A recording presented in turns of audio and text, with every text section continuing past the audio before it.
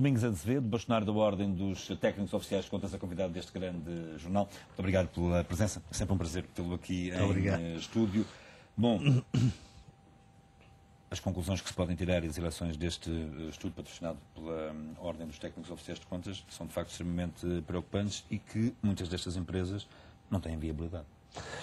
Ora bem, eu penso que se deveria começar, a curto prazo, um debate muito interessante na sociedade portuguesa.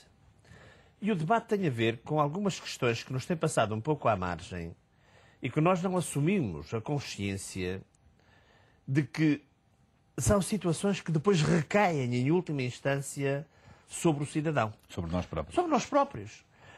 E assiste-se de algum modo, não diria, eu não tenho neste momento conhecimento das situações em concretas, para saber se seria possível ou não seria possível. Mas há uma certa conceptualização na gestão da causa pública de que, por ser público, não precisa de ser perfeito. E porque ninguém pede responsabilidades a ninguém, então pode ser de qualquer maneira. Ora bem, o que nós pretendemos, através deste estudo, e uma pequena correção, o estudo não é da Universidade Católica, foi apresentado na Universidade Católica. Peço desculpa pelo erro, está feita a correção. Não, mas está feita a correção. Claro. É do grupo de universitários com quem a Ordem tem vindo a colaborar desde há muito tempo, universitários. Alguns do IPEC, outros da Universidade do Minho, outros da Faculdade de Economia de Coimbra, por isso um grupo heterogéneo de professores universitários, e que se pretende, com este trabalho, pretende-se duas coisas muito simples, e que a Ordem entende que é também uma das suas funções como elemento representativo de uma classe profissional. Primeiro, uma tentativa de transparência na vida pública nacional. Que não há. Ou há? Que não há. Pergunto, não há. Não há. Nunca houve, diga-se da verdade, não é este governo, não é outro, nunca houve transparência da vida pública nacional. E porquê? Porque se interiorizou exatamente aquele conceito do sagrado funcionário público, não tem que prestar contas a ninguém. Claro. E isso é errado. E nós hoje constatamos que são gestores públicos, são os governos regionais, são presidentes de câmaras municipais, é toda a gente que não se sente na obrigação de se justificar a quem quer que seja, mas sente-se no direito que os outros paguem os seus desveiros. Claro. Aliás, por falar justamente nessa sua última reflexão, que os outros paguem os seus desvarios, algumas das conclusões deste estudo são de facto preocupantes. O passivo das 77 empresas do setor empresarial do Estado ascendia em dezembro de 2010 a 38 mil milhões de euros. Isto representa mais de 70% dos ativos dessas empresas. As dívidas de curto prazo totais deste conjunto de empresas, destas 77, respondem aos tais 13 mil milhões, sendo que, confrontando com os valores das vendas e prestação dos serviços, se permite perceber que uma grande parte destas empresas terá sérias dificuldades para honrar os seus compromissos. Isto quer dizer que muitas destas empresas estão falidas. Repare-se, eu não fico muito surpreendido com estes números de déficits de exploração. Eu penso que há aqui um elemento que deve fazer um bocado a separação disso. Ou seja, o interesse público que estas empresas tenham ou possam ter na resolução dos problemas dos cidadãos. Porque, por exemplo, se a CP tem como missão garantir a mobilidade dos cidadãos em zonas onde ela é difícil, como seja, por exemplo, do interior do país ou outras situações, bom, terei que considerar isso como um custo público. Óbvio. Um custo público. Mas, agora, a grande questão... mas tecnicamente, a leitura que se pode tirar destes dados é que estas empresas estão falidas. Está falido, completamente falido. Por exemplo, aqui as dívidas de curto prazo, é outra das conclusões no relatório. As dívidas de curto prazo da Refer são 20 vezes superiores às vendas desta empresa num só ano. É impossível. É impossível. Quer dizer que a empresa teria que trabalhar durante 20 anos para não pagar mais nada a ninguém, só para solver o seu passivo. Mas, como estava a dizer, nós quando analisamos este tipo, o setor empresarial do Estado, penso que nós devemos ter uma primeira preocupação. Que reflexo é que a atividade destas empresas tem na vida do cidadão? Que reflexo tem? É fundamental ou não é fundamental esse mesmo reflexo na vida social do dia-a-dia do cidadão? Segundo, quais os comportamentos dos gestores destas entidades e quais as responsabilidades que lhes são chamadas?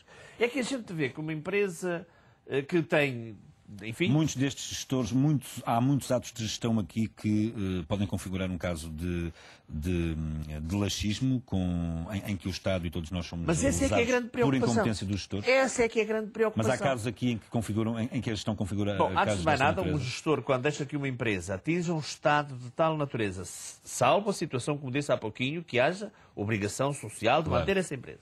Mas um gestor que deixa chegar a uma empresa a ter um estado em que ela tem que trabalhar durante 20 anos para pagar só o seu passivo, bom, há aqui muita irresponsabilidade. Ou, em princípio, indicia muita irresponsabilidade. Quando não, chegava à tutela e dizia isto é completamente impossível manter-se em termos de unidade económica e, portanto, vamos lá tomar uma decisão. Mas o mais grave é que nós reparamos que estas situações nem sempre se refletem num esforço e nas decisões tomadas no âmbito da gestão. E eu penso que mais dia menos dia vai haver um debate que vai ter que ser lançado na sociedade portuguesa, que é exatamente a responsabilidade de quem gere e toma as decisões no âmbito do interesse público. Porque este conceito e uma série de modificações terão que obrigatoriamente acontecer. Há coisas que são demasiado evidentes e que acabam por proteger de uma forma subtil os desmandos que estes gestores públicos ainda fazem. Ou seja, quando eu vejo uma Câmara Municipal, por exemplo, que tem limitações ao seu endividamento, e então serve-se das parcerias público-privadas, das empresas municipais para desviar o endividamento que ela teria na sua situação normal e que não orçamenta isto, bom, eu naturalmente terei que me questionar sobre todo o processo em que se fundamenta a gestão da causa pública, todo o processo de informação e construção da informação do estado económico destas entidades e, de uma vez por todas, resolver estas questões. Porque, por exemplo, não faz sentido que Portugal, no ano de 2011, não tenha uma contabilidade pública de partida dobrada na sua gestão. Eu, sinceramente, tenho sérias dúvidas como é que se faz a conciliação do caso da vida pública. E depois não fico nada surpreendido quando me aparece uma situação como a região autónoma da Madeira. Eu sei lá quantas não aparecerão por aí nas câmaras municipais, ainda que nós formos analisar aquilo, porque o próprio sistema é permissivo. Claro. Permite que estas situações possam acontecer. Agora, no dia em que nós tivermos um sistema de construção da informação que consolide a realidade das contas públicas a nível de todo o que diz respeito a esta causa pública, aí teremos de ter um sistema completamente diferente. Pessoas que se responsabilizem, e quando um presidente de um governo regional, ou quando um presidente da Câmara, ou quando um gestor de uma empresa diz não, lança a fatura agora, que é o que acontece nas câmaras municipais, deixa lá ficar a fatura... Nas câmaras municipais eu não sou. Deixa lá ficar a fatura no fundo da gaveta, no próximo ano a gente vê como isso é, isso nega-se à informação, tudo isto. Enquanto não houver profissionais que se responsabilizem e tenham coragem de dizer a estes gestores, não, eticamente não posso fazer isso, e não fizerem, e colocar eles mesmos regras objetivas destes gestores, enquanto nós não tivermos esta transparência, esta exigência de rigor ter, e de ética profissional... buracos em todos os sítios e mais Mas o mais grave ainda é uma outra coisa que penso que é muito interessante. Peço que conclua muito rapidamente. Muito rapidamente é assim.